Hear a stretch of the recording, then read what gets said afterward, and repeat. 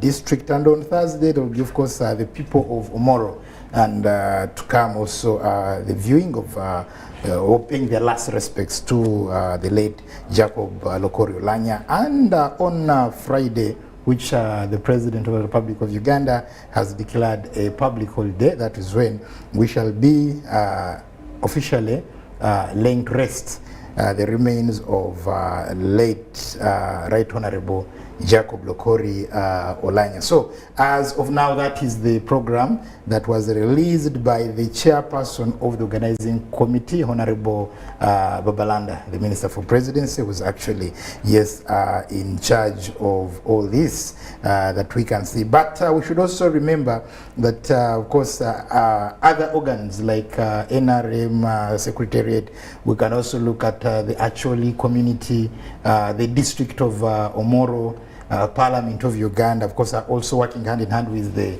National Organizing Committee to ensure that the whole process, the whole activity ends very, very peacefully. Now, show of unity at the airport, what do you say? But of course, we are also we are yet to know whether there was a delegation from other political parties. I've not seen much of that. Keenly I've been following, but I've not seen much of that. But I'm also aware that in most cases, when opposition members in Uganda realize that the function is going to be government-led, there is that, I don't know if it is out of their consciousness or of their own decisions. They try as much as possible to keep away. But for me, this would have been one of those. Yeah, we at least expect the leader of opposition like in Parliament, Honorable Matthias Mpuga, to really be, should have been there. I didn't see him. I guess he was there, but we didn't see him on camera. Maybe he was out of range of the camera. But it would have been a good moment for him to be there, and leaders of other political parties. Just yesterday we saw that the NRM headquarters at Chadondo held a special function as a tribute to the late Right Honorable Jacob Oulanyah, and we saw a number of opposition Secretary Generals, Honorable Ebil Fred from UPC, Honorable Katerega, the former chairman LOC5 of Komansimbi, Secretary General of JEMA was there, and other parties, actually the Secretary General of Triple P. A number of parties really had their Secretary Generals representing them, and we think that maybe also, yes, we have them there represented.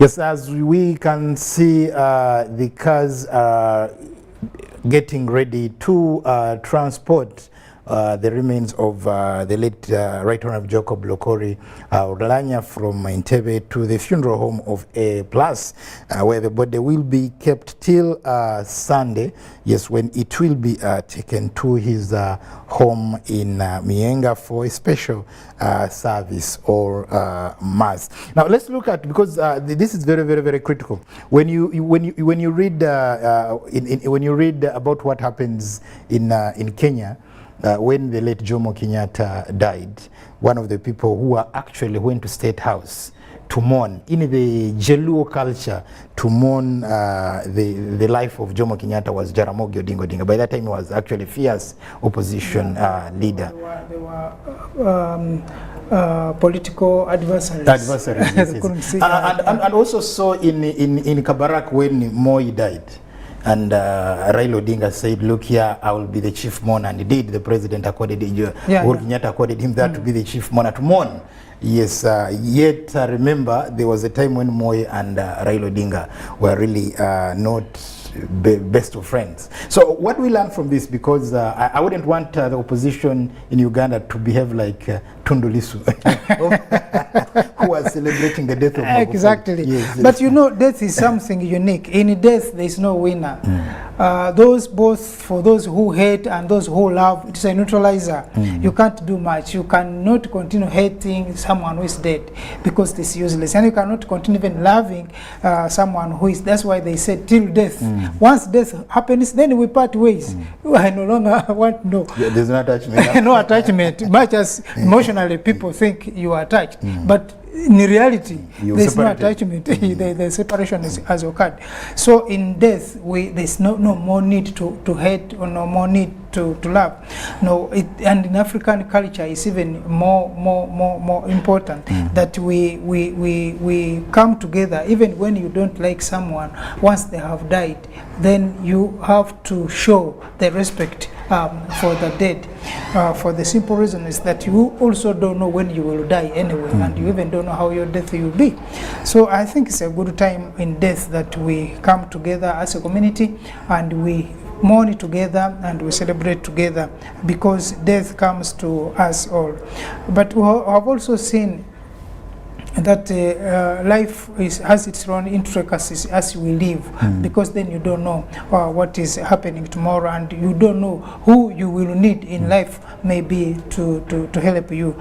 But times like this teach us a lot of lessons, that life is such precarious and you can't be sure of what happens, and that alone helps us to live a disciplined life, because then you don't know who will be the next victim of death. Yeah, definitely. That's why we need to be humble enough, knowing that one time we shall be really no more. Our bodies will lie lifeless, and we who have actually been moving with a lot of energy, you find that actually you cannot really lift yourself. But sure, the life of the life and times of Oulanyah really has left a mark on the politics of Uganda, especially also. And there are a number of things that really people can learn from him, because one, he is one person who did not have permanent enemies. He's having been from the UPC crossing to NRM, and his character, seeing him move up the ladders very fast to becoming one of the regional vice chairperson of the party, national vice persons of the party, and also ascending to speakership. Sure. Yeah.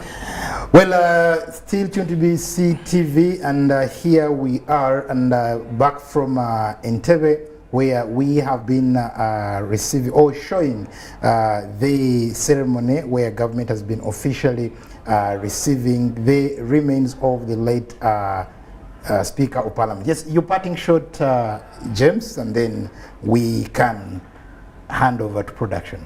Yeah, I think there will be more ceremonies, like we said, that will be performed from Sunday, when the body will be leaving the funeral home to his home in Muyenga, and then later on Parliament, and in to Kololo, where Parliament will sit. I guess the Parliament will not be sitting in the Parliament chambers because of the numbers. The sitting is likely to be in Kololo, and from Kololo the body will be airlifted to his Omoro home, where he will be buried on Friday. So the whole week of celebrations of Honorable, the Right Honorable, now late Oulanyah's life is also going to be very eventful for Ugandans, but also we are praying that Ugandans celebrate and mourn responsibly. Yes, thank you very much, Ndugu James Mtuta. Yes, but as we can see, of course, I thought we were coming too, but yes, now we are showing you the convoy. And we now officially leave the airport here at Entebbe, at the VIP section, where we have received the body of the fallen Right Honorable Jacob Oulanyah. As you can be able now to see, the convoy is actually a very long one here. And the body is being driven, as you can now see, coming all the way. We received the body of Jacob Oulanyah at exactly 30 minutes of 14 hours. And so we are now officially driving it away to the funeral home. As you can see, it's like I said earlier on, it's a very emotional moment for the family members, for politicians, for members of parliament, police officers, and quite a number of people. It's a very terrible moment here, but this is a time to mourn. Just as the Bible says, there's a time to laugh, there's a time to laugh, but there is also a time to mourn. So here is where we are, seeing the body of Jacob Oulanyah in this convoy. Like we told you earlier on, the body was officially received by the Vice President of Uganda, Her Excellency Jessica Alupo, and the Speaker of Parliament, and the Chief Justice, and of course all the other dignitaries, as you can see. Now, a call in studios just right there. We will be able to keep it in and out as we also now get moving in this convoy, taking and of course bidding Jacob Oulanyah farewell as we officially receive his body right here today, the 1st of April 2022. Asante sana ndugu Jagenda, and yes, we thank the UBC team that Back to your call. Yes, thank you very much ndugu Jagenda, and we thank the UBC team that is actually helping us to relay this live to the 45 million Ugandans really who are really watching this moment of truth, the moment of reality, because ideally when the news were broken, the Sun news were broken by His Excellency President Museveni, of course I had thought that maybe his Twitter hand had been hacked into, and perhaps maybe praying hard that maybe it shouldn't be the truth, but now here it is. It is the reality we are seeing, and we have to live with us. Yes, dear viewers, we were about to sign out, but yes, we also still see that there's a lot that is still happening, which every Ugandan must actually be part of as we embark on the final stages of the final journey of sending off the late Jacob Oulanyah, who was the Speaker of the 11th Parliament. Now, back to the culture, because this is something that is very, very, very key, where some people are saying, look here, why the dance? Yeah, and it's also important to, when you look at some of the things, it also helps us understand the blend, the diversity that this country, Uganda, has, because definitely not many people actually know that in situations like this you could have a dance. Some people think unless you guys are wizards, but we have seen this happen, and of course we also know that when they get back to the village, there will be even more dances. You know, Africans, like we have war dances, we have marriage dances, we have all these types of dances. Now this is one of them that you heard from the the Chief Justice saying that it's not just drumming, but it is some form of communication, of mobilization. So this blend, like we said earlier, is very important. First of all, it also relieves of the tensions that people, you saw the people breaking down have. We have seen people put on sometimes glasses to cover up the emotions, but these ones are covering up in the dancing, so that definitely you know you have a problem, but then we don't have to die with the dead. Yes, as we can see, people waiting along the roadside, of course, also to witness and actually see the remains of the late speaker being driven off from Entebbe International Airport in such a convoy. Definitely, he was loved in life and in death. Yes, as a man of the people, as a unifier, and one whose humor, or most of the time, really brought life to any conversation for those who have really been associating with him keenly and closely. But also this, of course, serves to every one of us that in everything we do, we should also have death in mind. Yes. Yes, because ideally, just a year ago, and he was full of life, with a lot of expectations into the future, with everything laid down on what he really wants to achieve for the 11th Parliament. But we can see death and fate has not really granted him that permission. But of course, the beauty of having institutions like the NRM and Parliament in place is that those who remain behind carry on to achieve the dream he had for the country, for the party, and for his people in Omoro. Now, the other aspect that really needs to come in very, very seriously is people are asking what happens to the projects that he has really left behind. Now, in life, the most important thing is, like what one said, it is not the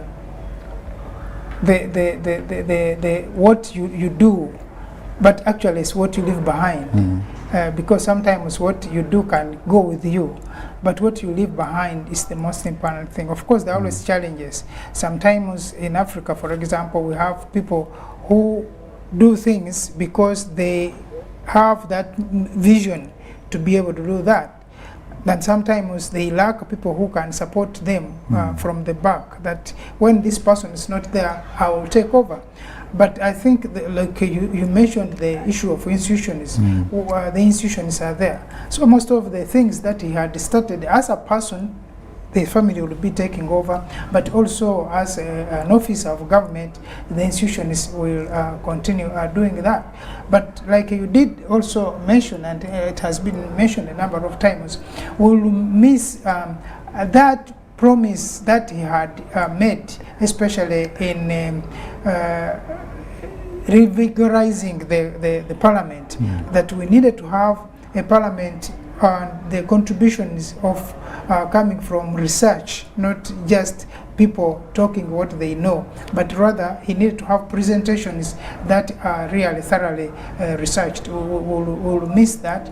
But I'm sure and very confident that the team that has now come on as a speaker and deputy speaker will definitely step in the shoes and will do a good job.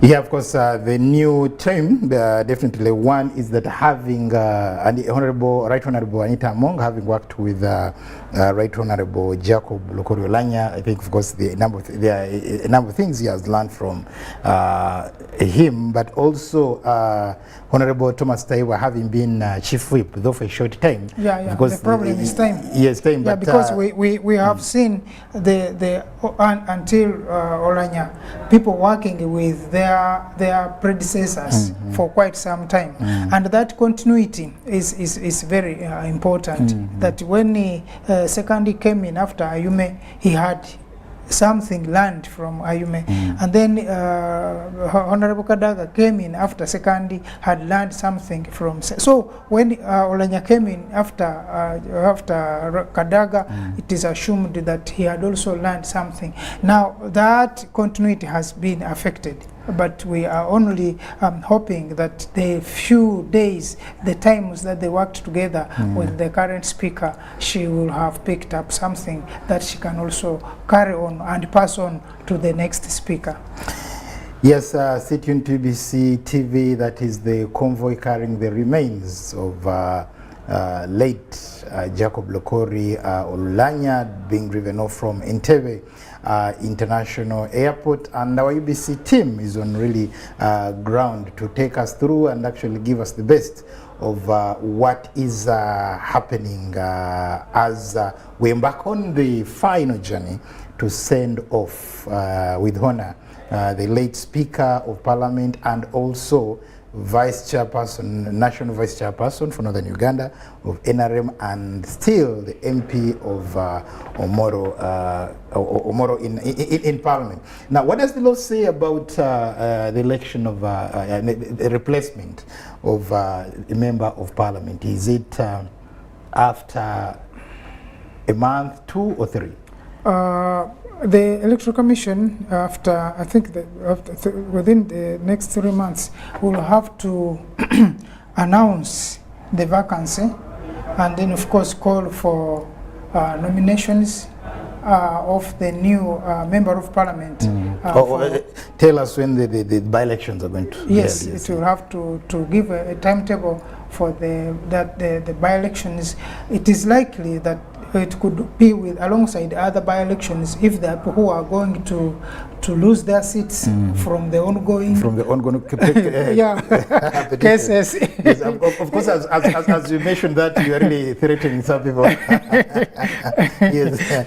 And also the other areas that where elections maybe were pending, then they would be together to have those next elections, and the new person will be elected. Like we said, we hope it could also be the politics of inheritance. It is possible something like that will also help happen. But of course, whoever is elected in that constituency will be a person who must have been close to Honorable Oulanyah, or someone that the party and the clan will endorse from that part of the country. Yeah, you know, we can't run away from these realities, the politics of inheritance and succession. Yeah. That definitely in such a situation, the immediate friend or relative of the late stands more chances. Yes. It is happening everywhere that when somebody really dies in office, when has been very, very powerful, people would prefer fronting, yes, one of those, either the wife, the son, the brother. All these things really happen. You know, you remind me of the days of Wamalwa Kijana. Yeah. Yes, really, when he passed on and you saw his brother. Yes, being brought on board. Exactly, we were talking about it, and now his brother Kijana is one of the hard politicians in Kenya that you cannot afford to talk about in this, especially now in the coming elections. So this politics of inheritance, I think, is an in thing, and people need not to overlook it, because there is something that important. So either people are sympathetic to the family for the contribution that the person in that family has made, or sometimes they still have a belief in the lineage that something good could come out of that line. And you have seen these people come, people go, others come in. Just next door in Congo, when Etienne Tshisekedi died, his party picked on Felix Antoine. It's happening everywhere. And even we have seen the bushes, one goes, another one comes. So it is not only here. This politics of inheritance is a serious thing. Yeah, ideally, I think it brings in the reality that somebody who is, power and proximity are two things that move together. That the closer you are to power, the better your chances of really ascending to power, rather than somebody who's actually miles away. Yes, because ideally, as and when your father or relative is holding office, if you've been close to them, you're monitoring what is going on. So it becomes easier for society to trust you. That is if the particular leader has been popular. Because of course, that's the other problem. And if it's unpopular, then that's a different story. There's also trying to be popular. And you remember the wife of Lawrence, and who, again, there's another wife of a president from West Africa, who has been trying, but you can't make it. So the popularity and also the love, the person, the family. Actually, it was the wife of Taylor. Yes, yes, exactly. But he bounced back. He's now as the running mate to George Weah. Now he's the vice president. So it happens in most of the African families, and not only African families, most of the political families. And you have seen these people take over either as husbands or wives or children from the and we guess in Zimbabwe, if Mugabe had died as president, I think it would be difficult to write off Grace Mugabe. Of course, in the Grace, succession she's also another aggressive woman. Yes. Yeah, but now that maybe he died when she was out of State House, but also Grace as a person has also had issues, let alone what Mugabe, because I think it was a contrast with the Mugabe as a personality, and part of the problems that actually Mugabe had was also as a result of having the type of wife that he had. Yeah, but people who are closely monitoring the politics in Zimbabwe say you cannot write her off. You can't. She's still a big player. Yes. In other words, especially those against the presidents of Mnangagwa find her a strong ally, because Mnangagwa also, the administration of Mnangagwa has also had a number of issues, and of course the convenience with which it was brought to the hem also could have been a result of that. So these issues of inheritance is becoming a new trend in politics, and you have seen even the KFC in the US. In the US, yes. You needed someone from that lineage. So this politics of lineage is not a new thing, because we have had this from the kings, the kingdoms, yes, and chiefs. Yes. Yeah, what the Kenyans call dynasties. Yes. Yeah, you know, the dynasties are still with us. This is something that and a hard reality for everybody to really understand, that the dynasties have been here, and they are actually they are resurfacing, because people are saying that, look, here in Tanzania it's not the case. No, but in Zanzibar it is happening. We saw Karume being the first president, but after 2 decades, his son actually also Karume became president. Al-Hassan Mwinyi became president of Zanzibar. Again, now the current president of Zanzibar is Dr. Mwinyi. Mwinyi's son is also. So these are things that really are resurfacing, and people will always look back to the good old days of the parent. Look here, when his father was doing this, maybe perhaps. You wouldn't expect that even Muammar Gaddafi's son would be in politics. Yes, in fact, if Nani's sons, Saddam's sons were not killed, yes, they still will be a factor in the politics of that country. Of Iraq. Yeah. So this, like you said, the proximity to power also has a lot of issues to look at, because it is assumed that people who relate with this power maybe have learned something than just getting someone from somewhere to come and implant them into power, and we have seen the problems that come with that. Yeah, still with us on UBC TV, as you can see, yes, that is the convoy heading to A+ funeral home here in Kampala. And yes, but still on the politics of inheritance and success, it happened in Katakwi. Yes, when we saw the youngest girl being elected to Parliament. So these are some of the moments that we shall always remember that this happened, and this is what we saw. And I think also the people of Omoro, we've had them to say that, look here, perhaps the Oulanyah clan, the Oulanyah family should give them somebody who perhaps we can take on, can continue with the legacy of the late speaker. Yeah, but to me that's okay, especially when you have, after the father or the mother dies, the children taking over. I try as much as possible to avoid think about when the husband dies, then the wife has to take over, or when the wife dies, the husband has to take over, because then one would even plan the death of the other, so that they.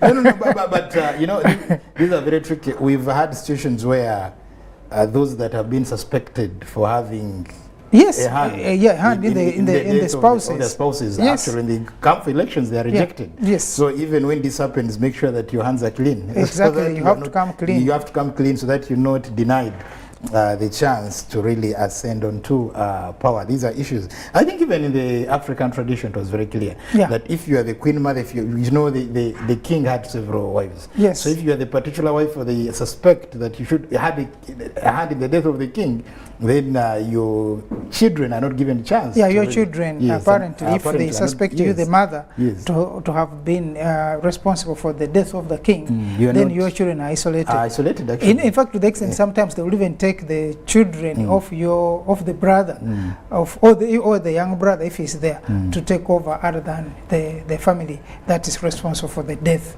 of a king.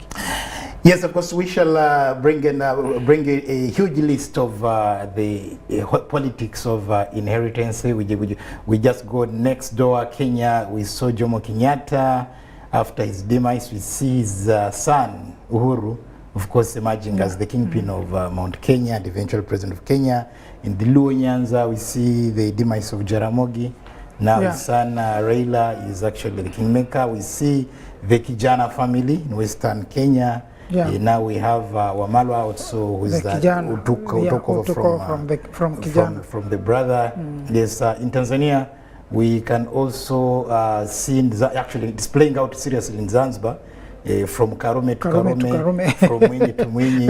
And in Congo, we see from Tshisekedi to Tshisekedi. And Kabila to Kabila. Kabila to Kabila. Yeah. Also, one of Mobutu's sons actually was a presidential candidate. Exactly. Yeah, in the last elections. So these are issues that are really very serious, that when somebody has held power, you can only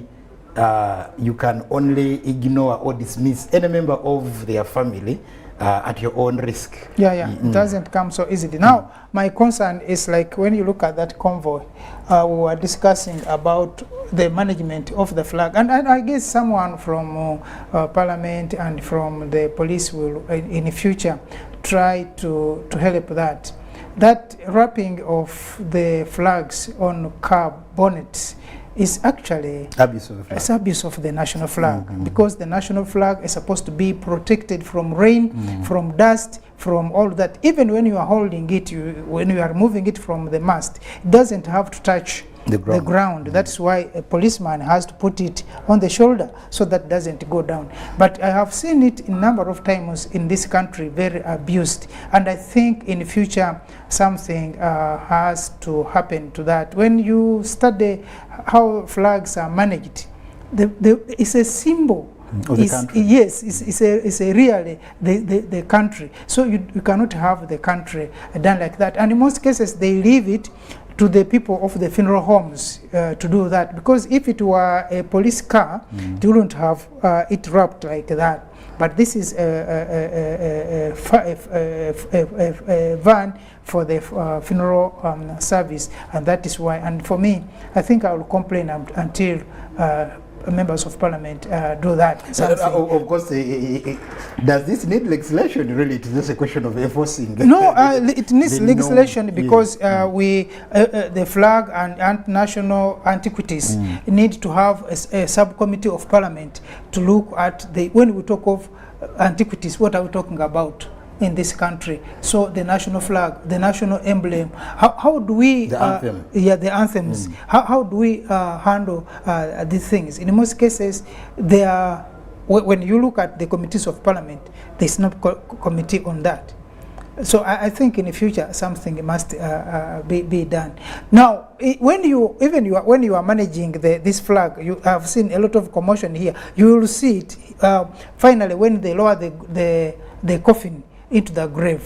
What happened to the flag that has been wrapped on the coffin? You see a policeman removing it and then disappearing.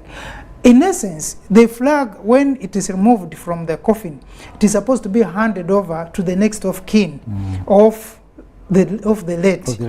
Just as we saw in Tanzania when they were exactly. That's that what they handed it over to the wife. Yes, it has to be handed to the wife. If it's a serving officer or a retired officer, the uniform, if it's a serving officer, his cap is put on the flag, and they, like here, with the crane looking up, and it's handed over to the widow or the next person in the family. I have not seen this happen. Maybe I need to write something so that people can also follow. Yeah, of course, as we said, this is a learning experience. Of course, it is sad, but also giving us serious lessons. I think Ugandans, we really don't take serious some of the things. Just like the other time we were talking about our currency. Yes. That you find somebody writing on the note. Yeah. Or even actually the way they handle, because somebody was saying that once a dollar is wrinkled in any way, then that it is not a dollar. It's not a dollar. And then even if you give somebody $1, they will make sure that they keep it safe. Safe. It has to be flat. It has to be flat. So, and how are you sure so we can really adopt the same thing, that we should value our own currency. That is part of what we call patriotism. It's not about singing the national anthem only. Of course, that is important because there are even people who in this country cannot even sing the national anthem. No, not people. You say leaders. Most of them, it is the first stanza, and that is it. And stops there. That stops there. Now, this is some of the things that as Ugandans, we need to learn. If we were to have the patriotism we are talking about, if we are to have that love for our country, then we need to know what symbols make us to be Ugandans, what makes us to look proud when we are Ugandans, and one of them is a national flag. Definitely we don't need to abuse it like that. Yes, of course, this is not the first time it is happening. We've seen it really happening. And as you say, I don't know, to me I think really we don't need legislation this, but it's just a question of enforcement. Yes, because true. really, there's a precedence. I believe there are a number of laws that really talk about that, that wouldn't have to get into a special legislation. But also, it calls for love, because ideally, like President Museveni sometime back when he moved around the country, teaching about patriotism, he talked about patriotism is love. Yes, that once you have love with you, you'll always love what belongs to you, and that is the beginning of patriotism. Yes, dear viewer, we are still with us on UBC TV, and yes, the body of the remains of the late Right Honorable Jacob Oulanyah being driven from Entebbe to the A+ funeral home, where the body will be handed to the family, I think, on Sunday. Yes. Yes. I don't know if it's the family or Parliament, but at least that's when the body. No, it will be handed to the family. To the family, and yes. then after the functions at the family, then the body will be picked from the family to Parliament. But of course, it is being managed by the police. So all of that will be done in coordination with the relative government agencies.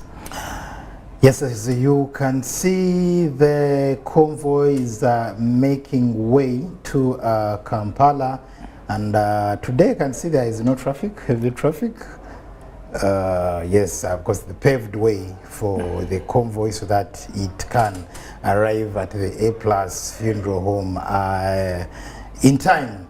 But also, we shall also need to know what happens at the A+ funeral home, of course, when the body is being now. When it arrives, what exactly happens? This is also something that Ugandans will want. It will be a private arrangement, because what happens in a funeral home, of course, most of for those who have had relatives gone there, is to ensure that the body is well embalmed, that doesn't go bad, but also to ensure that issues of hygiene, issues of safety, and the preservation of the body is done, so that when it is brought to public, apparently in most places outside Africa, you are not supposed to see that body. Once it has been sealed in the coffin, it is supposed to be like that until burial. For some people fear the diseases, some people, but here you cannot do that. Of course, we have seen even during the COVID times, yes. People are opening coffins to prove that the person they are burying is their person. Because we have also had cases of burying people. No. But you see, they say that Africans' ears are in his eyes. Yeah. They only believe after seeing. After seeing, exactly. Now, like, of course, when we saw the tweet of His Excellency President Jacob Oulanyah, of course, some people are like, maybe we pray hard, it was a wrong tweet, but only for it to turn out to be the right tweet. In fact, someone was telling me last evening, saying, but tomorrow is a full loose day. Which is today? Are you sure Oulanyah will not walk out of a plane and you tell us it was a full loose day? I said, no, died before the full loose day. So these things sometimes happen. It's just coincidence that he's arriving. But Africans believe when they touch, when they see. Yes. So this is, and especially when it's a dead person, there's a lot of connection. Because, and for actually it's even a level above that. Because I'm told when a person dies, there is a way they bury them. So if for you they suspect you killed me, and they are burying him, and not only in Acholi, it happens in many traditions. African traditions. They'll bury someone with a panga or an axe or a spear, and then you know what will happen after that. Well, of course, the other thing that Ugandans need to know is that, of course, we've also seen controversies at burial of national leaders. Not only, of course, in Uganda here, we've not actually witnessed that, but I take you to Zimbabwe. You remember when the Shona chiefs and the Shona chiefs, ZANU-PF and government, actually ZANU-PF said, look here, we want to bury our founding father, founding chairman, founding party leader. The Shonas were saying, look here, Mugabe was one of the paramount chiefs, one of the chiefs among the Shona. And government was like, look here, Mugabe is, so it has, the state has to take over. And that delayed the process because there was a push and pull. And until I think the Shona chiefs had, they will say, okay, well, but up to now we see that is not yet resolved. I have been hearing that the body needs to be removed from exhumed, yes, where it is, so that can be buried exactly. somewhere else, yes. But also, I think even in Uganda, we need to have a law that when a person acquires a certain stature, then maybe becomes a state property. Yes. That when you die as a president or a prime minister or a vice president, maybe you need to be buried somewhere, so that in the future people will know that this is a burial ground for people of this type of category. Because I have seen now the grave of Dr. Apple Milton Obote in Akokoro, and you go there and then you find trees growing all over the place. And I thought as a national leader, maybe we needed to give a more decent area where they would be buried. And then but also, I think that is also subject to one's wish and will. When you become a state property, your wishes are not necessary because you are a state now. So, but if you have a law to do that, then whether you wish or what you don't wish doesn't matter. No, let's get an example. Of course, the only Kenyatta died and was buried at the Parliament of Kenya. We see Moi passing on, being buried in Kabaraki's home area. We also see that in Tanzania, when Kambarage Nyerere died, he's buried in Butiama in his home area. Magufuli himself, when he was still alive, he made it clear that he should not bury me at the Heroes Ground in Dodoma. Take me back to Chato so that I can be buried next to my father. You get. We also see Benjamin Mkapa being taken to Mtwara, where really he comes from. Just even in Ghana, we saw rollings also, the same happening. I think that is subject to... Because there's no law. Yes, subject to one's aspiration and wish. There's also to say, look here, actually even in South Africa, you saw Mandela was also buried. For me, my argument is once you become someone, then you may cease to be an individual. You become an embodiment. That in the future we should know that this one was the leader for this period and is buried here, so that we have this history documented. But also, like you had the pharaohs, whenever whoever died is buried in that particular place. Like we have the kings in Uganda. You may not definitely have the liberty to decide where you be buried, but definitely be buried like the pharaohs and the pyramids. Exactly, because it forms then part of our history and our heritage. Part of the problems that we suffer from as Africans is because sometimes we lack that type of heritage to refer to. Yes, I can say the long convoy actually getting into Kampala anytime and heading to A+ funeral home, where the body is going to be kept till Sunday, when it will be handed over to the family, as we have a service there for late Jacob Oulanyah. Yes, and like just the Bishop of Northern Uganda did say, that of course everything humanly was done, to save his life. But of course, we can say, like the Waswahili say, tumekupenda lakini Mungu amekupenda zaidi. More.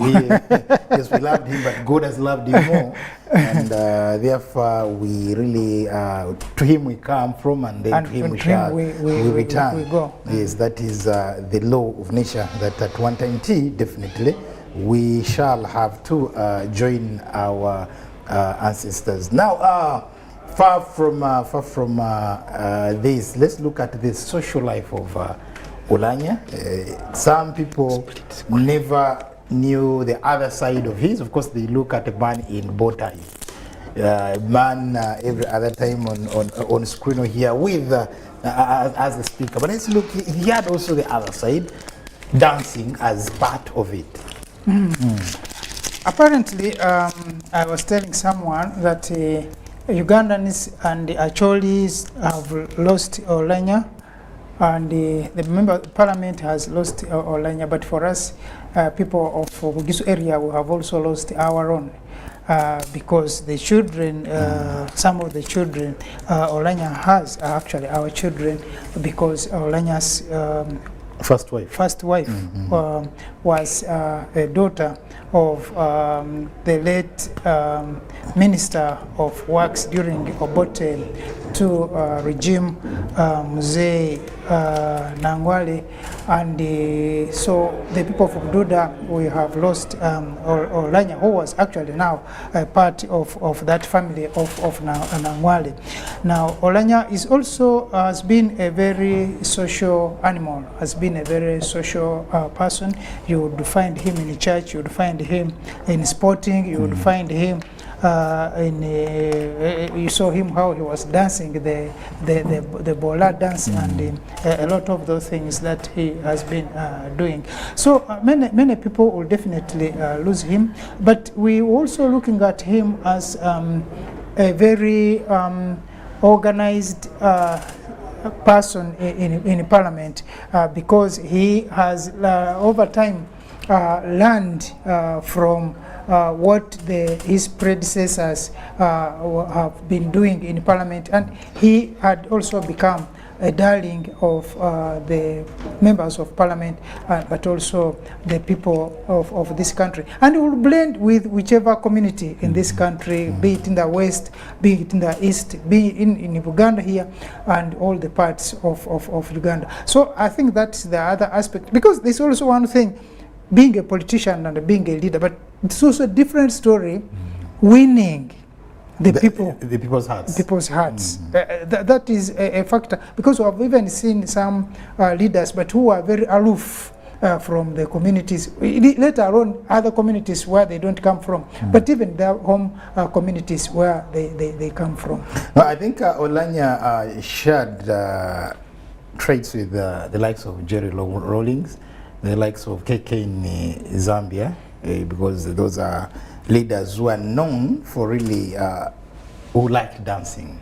Yes, even when they were presidents, actually they would have time to dance. Even when they're in power, they really have time really for dancing. That is very, very something I find they share in common. Sure. Is that they really liked dancing, and dancing was really part of them. Of course, they were also into sports.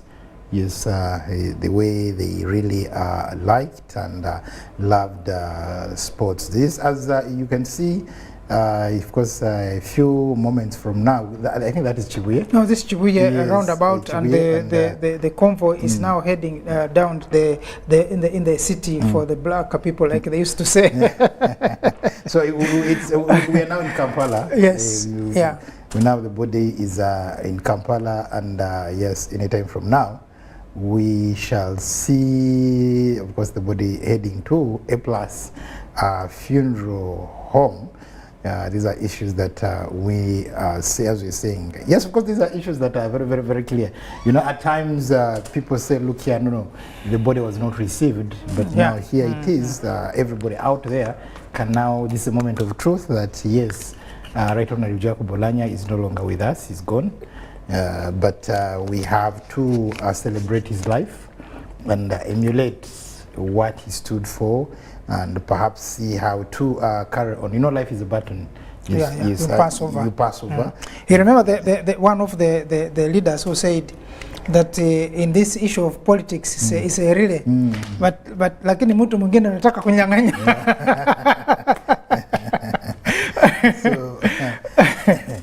So this is how life is. It is really, we have to, you keep on passing on the baton, of course, as you join the next level. This is part of life. Yes, the convoy is now making through Katwe. Making through Katwe. You said any time to the clock tower. Yes, until we see it heading to the A+ funeral home. And definitely today is a very, very sad day. Extremely sad in Ilalogi, in Omoro, in Acholi and Lango, but also to the members of parliament, also to friends and to the party, losing such a cadre, losing such a mobilizer, of course, at a time that NRM was trying to consolidate their support and also widen their bases in northern Uganda. Yeah, it is. It has been important, and thus we also know that this time around, northern Uganda, I think, came up solidly in support of the movement, unlike in the past. It gave a solid vote, more than in the previous elections. So the loss is actually real. But we hope that the people of northern Uganda will be able to go through this trying moment, but also build up from there. Like you said, that leadership and life generally is a rally, is a relay. You run your race and you pass over to the next Yes, I think today we can also commend and thank the discipline on the road. That is tricky because the road has been cleared. No, but these things happen. Is when if the indiscipline is high, you can clear and people don't. You remember the swearing in, was it in 2011? Yeah, yes, when 2011, when the convoy, the delegates were stoned. Actually, even when there was a lot of jam, that there were a lot of people on the road blocking the convoy of other visiting presidents who had come actually to witness this. Yeah, sure. So we should also commend it. But yes, it has been cleared, but also the discipline. Yeah. Because at times you could clear and people may refuse to give way. Still refuse, that's true. But this has been really decent. I think this is also part of, like we said, the respect that people have had for Right Honorable Oulanyah, now late. Yes, mtazamaji mpendwa wa runinga ya UBC, sasa hivi kama unavyoona katika runinga, mwili wa mwenda zake marehemu hayati Jacob Oulanyah ndo umeingia Kampala kutoka uwanja wa ndege wa kimataifa wa Entebbe, ambapo wakati wote basi maiti yake itapelekwa kwa nyumba ya maiti ya A+, ambapo mwili wake utahifadhiwa hadi siku ya Jumapili tarehe 3, ambapo siku hiyo kutakuwa na ibada ya wafu ya kama kumbukizi au kwa heshima yake marehemu Jacob Oulanyah. Na vile vile tunaona kwamba tarehe 5 Jumanne mwili wa marehemu utapelekwa bungeni ili bunge litoe heshima zake za mwisho. Alafu tarehe 6 Jumatano mwili utapelekwa katika uwanja Uhuru wa Kololo, ambapo umma utaenda pale kutoa pia heshima zao za mwisho. Alafu jioni ya siku hiyo Jumatano tarehe 6 mwili utapelekwa Lologi, yani kijijini kwao Mheshimiwa Jacob Oulanyah katika wilaya ya Omoro, Uganda au kaskazini mwa Uganda, ambapo pia siku ya Alhamisi tarehe 7 wakazi na wananchi wa eneo la Logi na Omoro au Acholi kwa ujumla. Vile vile watatoa heshima zao za mwisho. Alafu siku ya Ijumaa tarehe 8 mwezi wa 4 tunaona kwamba ndio siku ya mazishi, ndio siku ya kumwaga rasmi, na siku hiyo imetangazwa na Rais Yoweri Kaguta Museveni kuwa ni siku ya likizo, yani hakuna kufanya kazi kama siku ya maombolezi rasmi au siku ya kumwomboleza marehemu Jacob Lokori Oulanyah.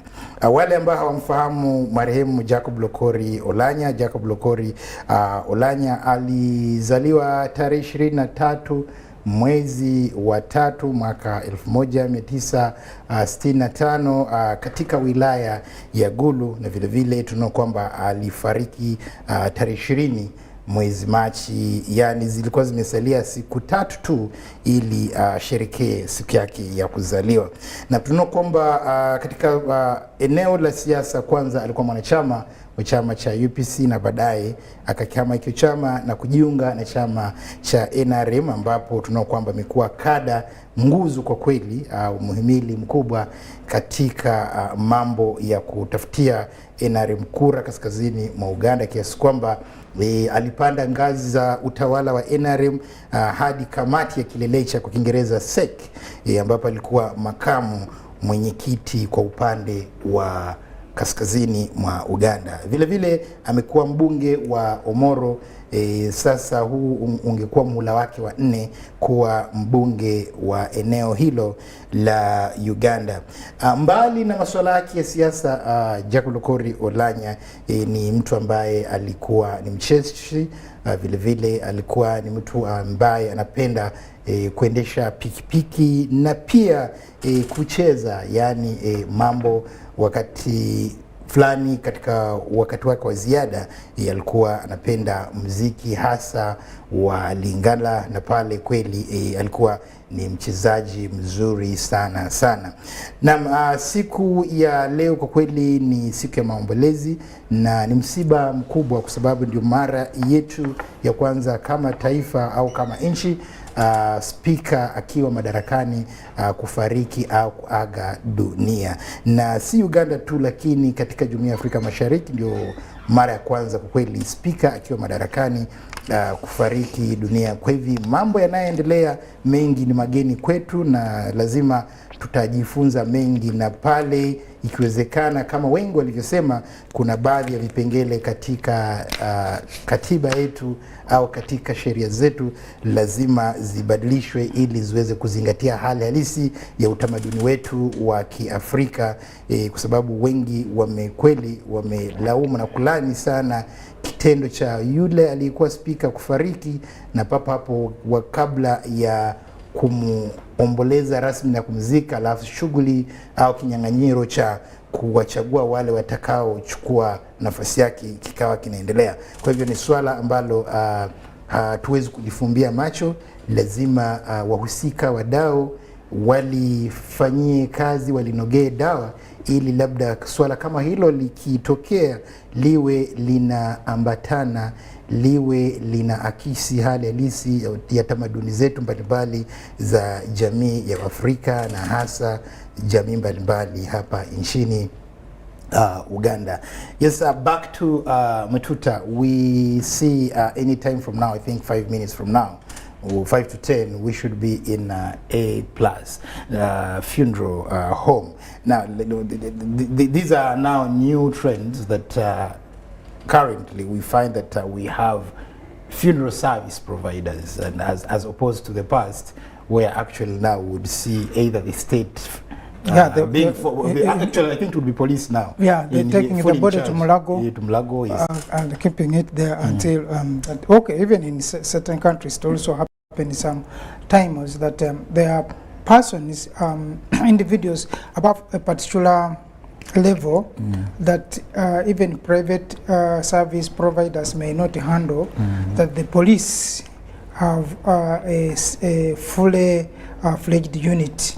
Just like in 1971? Yes, to handle those cases, especially a person of his caliber would be handled by that. But of course, these are now new trends that we are learning, because in the past that was not there, either the family or something like that.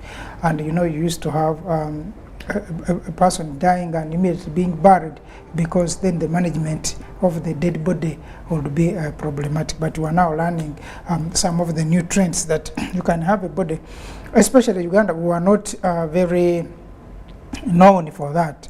In Kenya, we have people who have spent a number of years in the mortuary. Remember, there was a case which involved dispute in the family, and the man spent 4 years in mortuary. In Uganda, we are used to a person dies and then is buried. But of course, even in Kenya, they used even have to keep until the weekend. Yes, yeah, for them. They are used to bury in the weekend, unless it is such a special case that even Muslims at times have to wait. And the burial is which is also for me is discipline, because these burials of Monday, Tuesday, Wednesday, Thursday, Friday can also be problematic. But these are new trends that we are learning, that the private home, a private company can have a body and manage it until a burial, which also relieves a lot of stress on the family, but also on the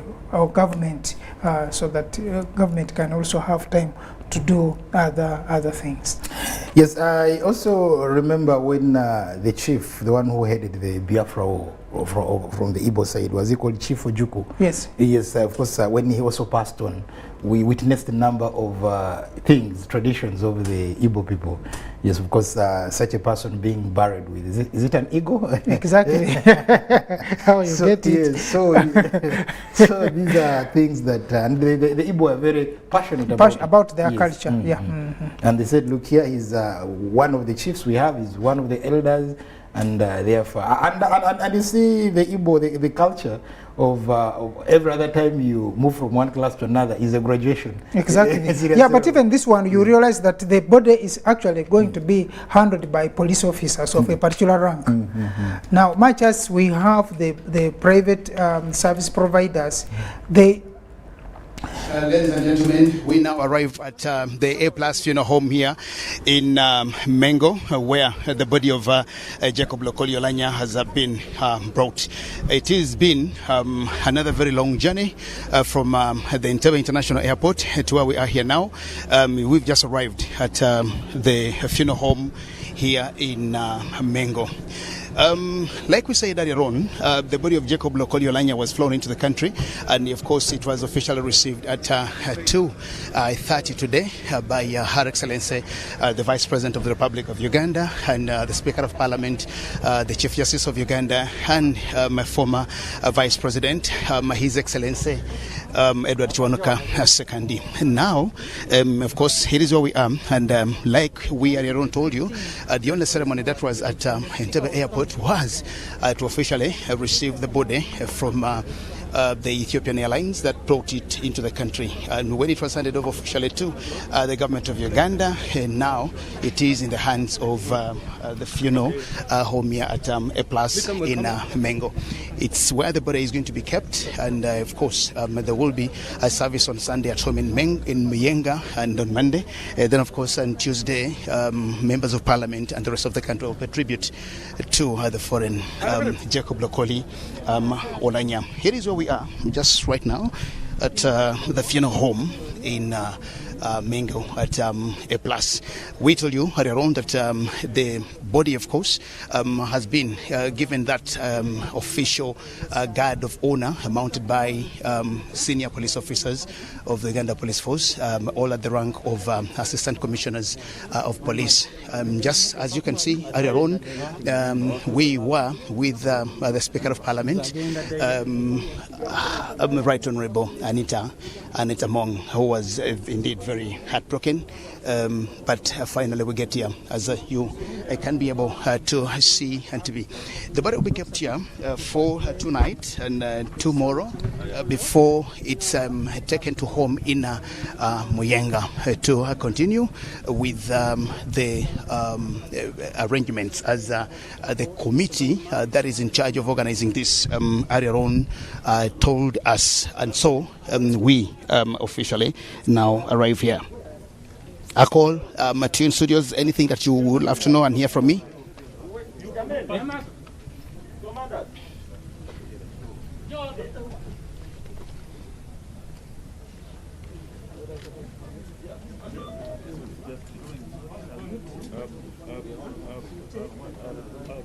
Isn't Akol talking to me? I need somebody to talk to. What happens at the funeral home? Is it the vice president as now the leader of the government delegation to hand over the body to A Plus Funeral Home? Yes, actually that's what it seems like. The vice president officially received the body at Entebbe International Airport. And just right here where we are seeing the Speaker of Parliament and the Chief Justice of Uganda. It just seems like the Vice President, upon receiving the body of Oulanyah, handed over responsibility now to the other two heads of the other arms of the legislature and the judiciary, the Speaker of Parliament and the Chief Justice of Uganda, as you can see. But as you can also see, the parade is being mounted by senior police officers, like I told you earlier on, all at the rank of Assistant Commissioners of Police. And this is what is here at the funeral home in Mengo at A Plus. Yes, as you did say, Jacob, that of course everything is new, given that this is the first time it is happening, and definitely we are witnessing things for the first time. Now the other question is, do we see the traditional dances around? Perhaps is there anything that also they will be doing later today?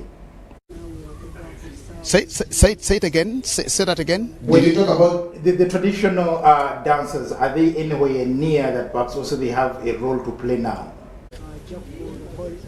Well, no, those are not not here, because the only activity that is happening here is now handing over the body here to the funeral managers who will keep it. And the only event or activity that is happening here is to receive the body here and to keep it in the funeral home, because we were given the program earlier on that when the body comes and being received, then it will be handed over to A Plus, the funeral managers who are responsible in charge of all these events. The only persons that we can see here, apart from the Speaker of Parliament and the Chief Justice of Uganda, and a few ministers that we can land our eyes onto, the rest of the persons here, members of the family, and some staff from the Parliament of Uganda. So the traditional dancers are not here, and I think they did their performance and their ceremony and what they were supposed to do at the airport, and they are actually not where we are here in Mengo.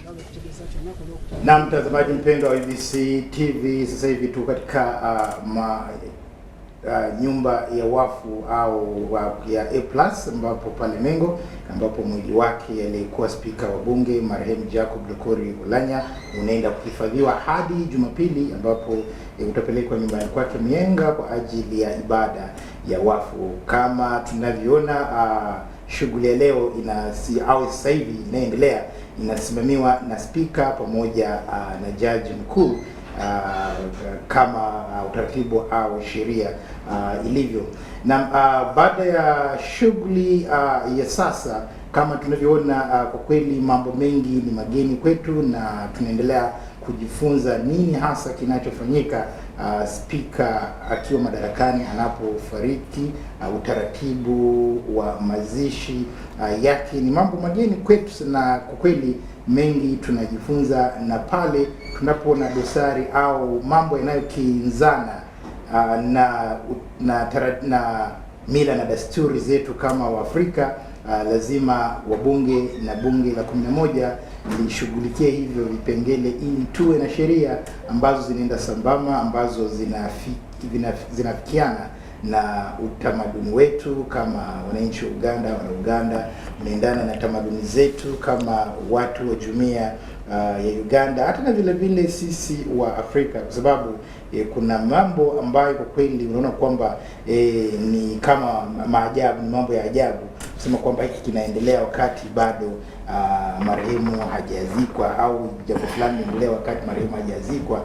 Ni swala ambalo wengi wameomba lishughulikiwe. Naam, ndugu Jagenda yupo pale Mengo, na kweli ameendelea kutupasha taarifa, kutupa habari kuhusu yale yanayoendelea.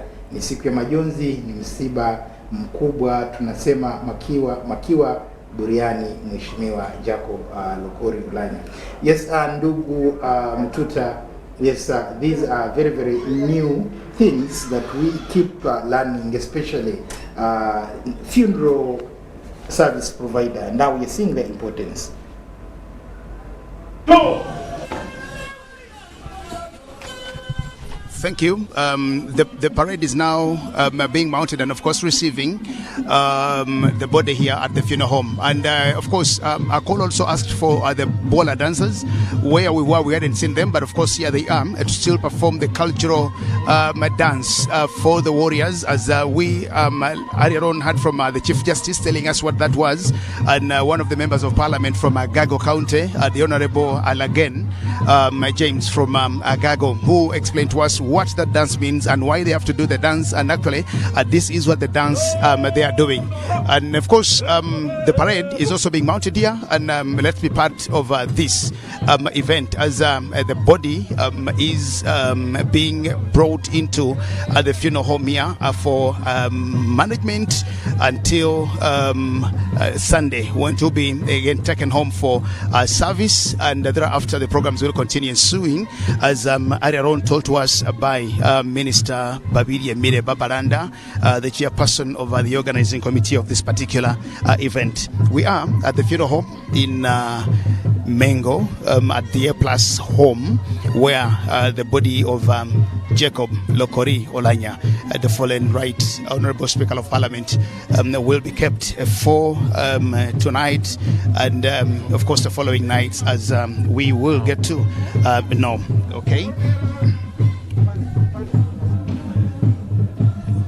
The bola dancers, of course, continue to do what they do are based on, of course, the royal performances or the royal dance that is normally done to somebody from the culture of the Acholis and the Langis, who is well recognized for their contribution and who they are. It's a royal warrior song that normally happens. It happens when somebody has died, like we're seeing. It also happens when there is a victory to celebrate, but it also happens when there is death, like we seeing right here.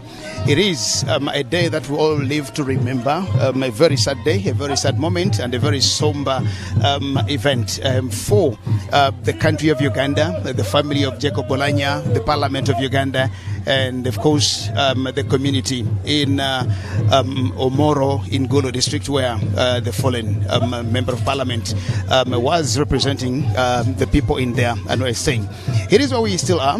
We will just have an opportunity maybe to talk to a few persons here. As you can see, the body has now been locked into the home there, and I just saw just persons here that we can talk to, and the bola dancers, as we saw, and of course they continue to do their performances like they've always done.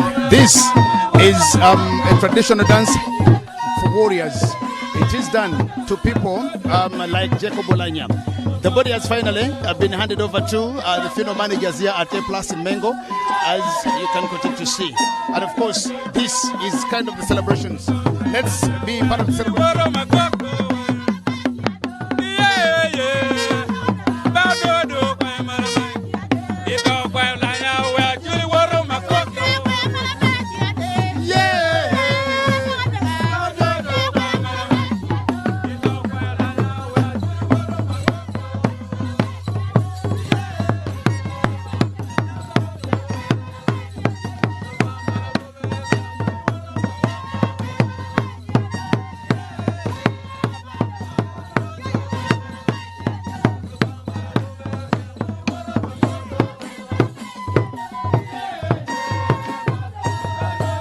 That is the traditional dance that is normally done to men like Jacob Oulanyah here at the funeral home.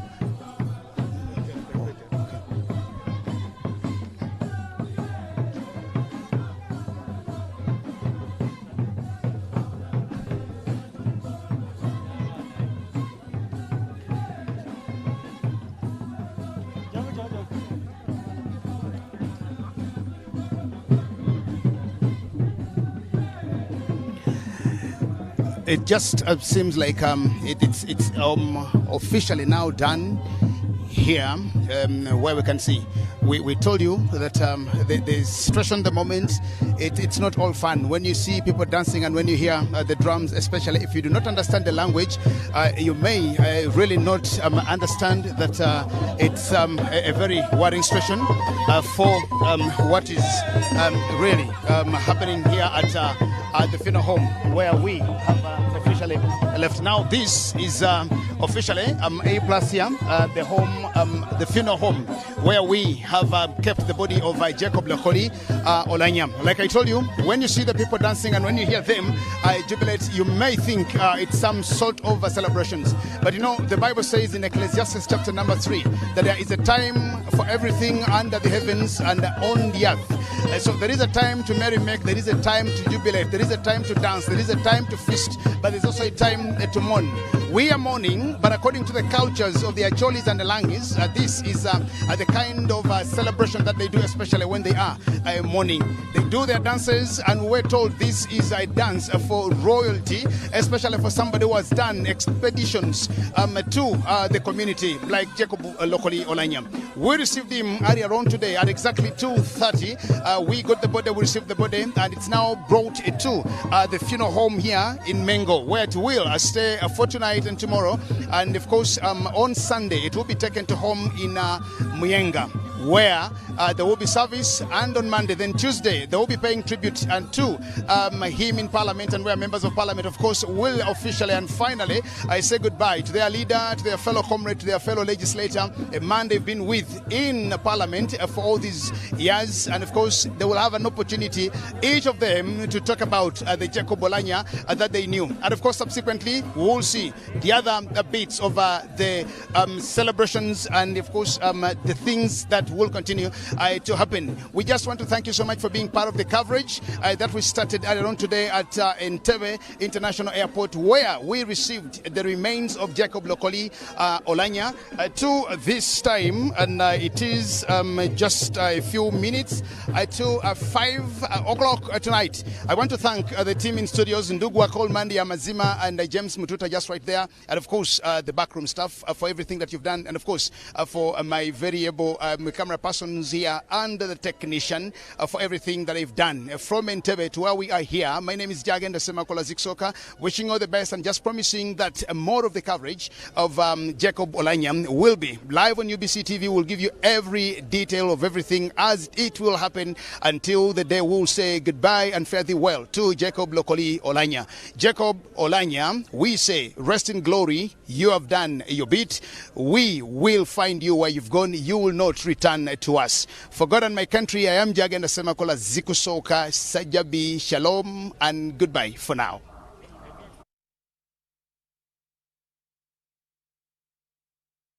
Jagenda, asante sana, kongole, and yes, we say hongera sana. Yes, Ndugu Mututa, just let's begin with the troubles of, or perhaps the challenges of covering a live event. You've already seen Jagenda actually has been struggling. There has been a hassle, and that hassle is not going to stop apparently until because if you're not hassling with the security, you're hassling with the other people, and of course the viewers need exactly the updates of what is happening. Yeah, so we are going to see that happen, especially when the camera movements moving up and down like that. But definitely definitely the viewers should expect the best from us.